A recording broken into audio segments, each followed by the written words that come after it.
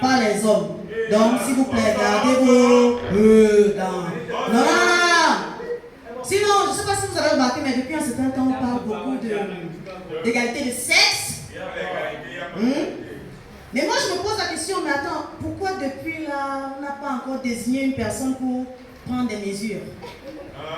Parce que moi, je suis là pour ça. Hein. D'ailleurs, je tiens à rappeler à tous les hommes qui sont dans la salle. La taille, ça ne compte pas. D'accord?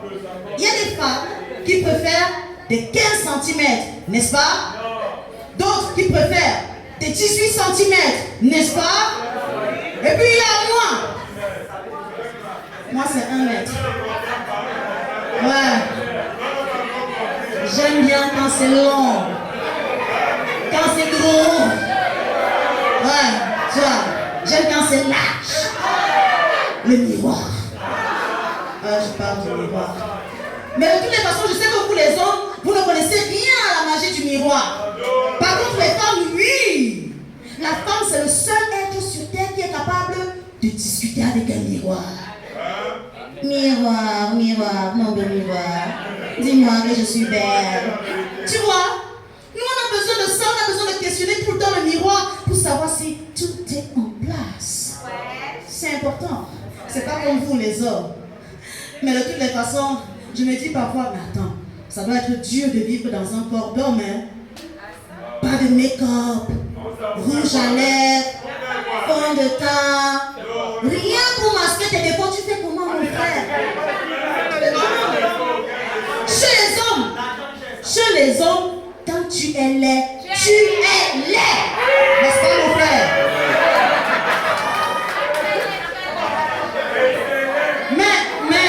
Mais je remarque aussi que de plus en plus, les hommes, ils font tout pour ressembler aux femmes. C'est bien. Et il y a des hommes qui se font des tresses, c'est bien.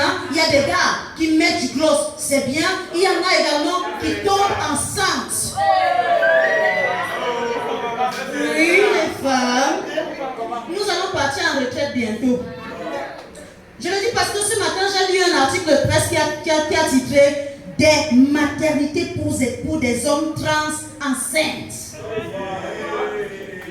Moi, je vais vous dire ce que je pense en fait. Je pense que ce sont des anciennes femmes qui se sont transformées en hommes et qui, pour tomber enceinte, redeviennent des femmes et qui, lorsqu'elles accouchent, lorsqu'ils accouchent,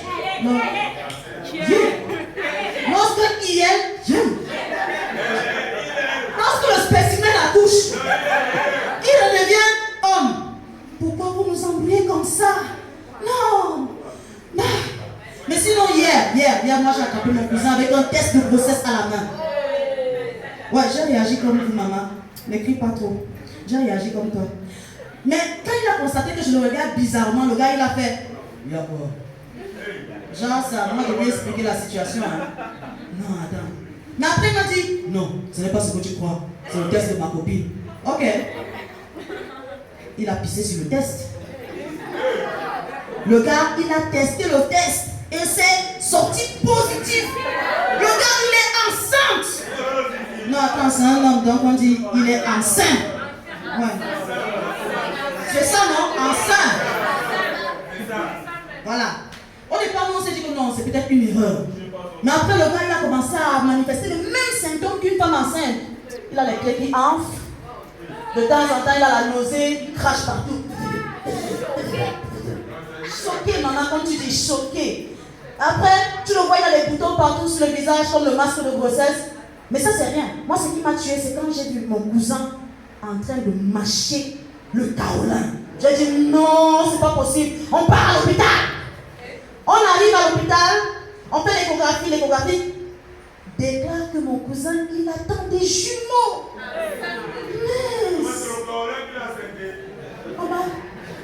Point d'interrogation, comme tu dis. Il est enceinte et il attend des jumeaux. J'ai dit, enfin, il y a un homme qui va connaître la même douleur que nous, les femmes, on ressent souvent quand on est souvent enceinte là. 9 mois de grossesse, maman. Quelque temps après, le médecin il est venu nous annoncer que non, en fait, votre cousin, il n'est pas enceinte, on s'est trompé d'échographie. Mince. J'étais déçue, hein. J'étais déçue. Déception pro max. J'avais déjà des plans sur les jumeaux. J'allais leur expliquer comment ils ont fait pour venir au monde. Mais avec un peu de recul, je me dis quand même que non. Imagine un peu un monde où les vrais hommes tombent enceintes. C'est mon sketch. C'est moi. J'ai dit imagine. Imagine un vrai monde où les vrais hommes tombent enceintes. Un monde par exemple où Francis Ngannou tombe enceinte. Déjà, aujourd'hui c'est le 8 mars et Francis Ngannou a décidé de livrer un combat un 8 mars. Donc, il prend une balle perdue. Imagine Francis Ngannou enceinte. Enceinte.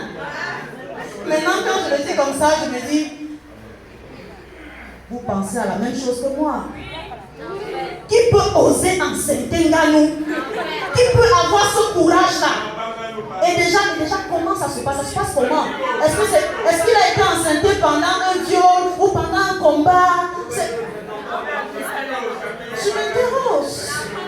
C'est compliqué. Ouais, c'est compliqué. Hein? Maintenant, imagine Francis en train d'annoncer la nouvelle à sa copine. Bébé. Bon. Francis, il est musclé donc. Bébé. Excuse-moi, est-ce que la dernière fois tu t'es protégé parce que je ne vois pas mon crayon. Je ne vois pas ma trousse ni mes règles. Ça peut être quelque chose, hein? Et tu vois sa copine qui le regarde bizarrement.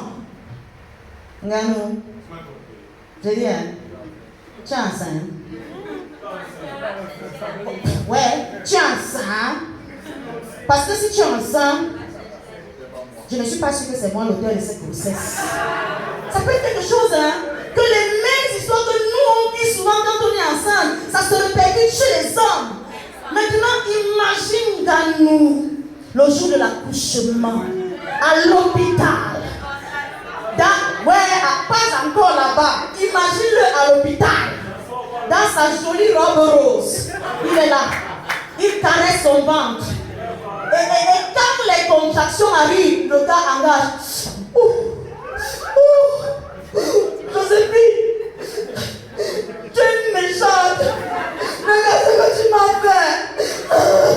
Je ne peux plus faire. Je ne peux plus faire.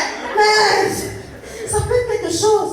Et vous savez que généralement, quand les femmes elles accouchent, on envoie des sages-femmes. Sauf que là, c'est un homme qui est enceinte. Il faut des sages-hommes. On envoie qui? Tyson Fury. Pour la première fois, c'est Ngannou qui est touché. Et Tyson, il est debout. Avec des gants, des médecins. Il fait Ngannou, pousse.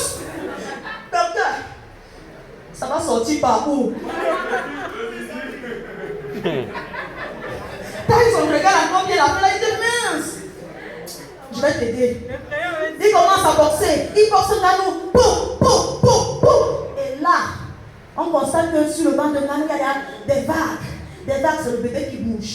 Le bébé bouge, il commence à donner des coups de poing à Tyson. Il envoie. Il envoie Tyson Fury par-dessus la percussion. Tu vois Tyson, il a atterri comme ça. Comme ça. Après le bébé, il sort. Je ne sais pas par où il sort, devinez. Mais il sort.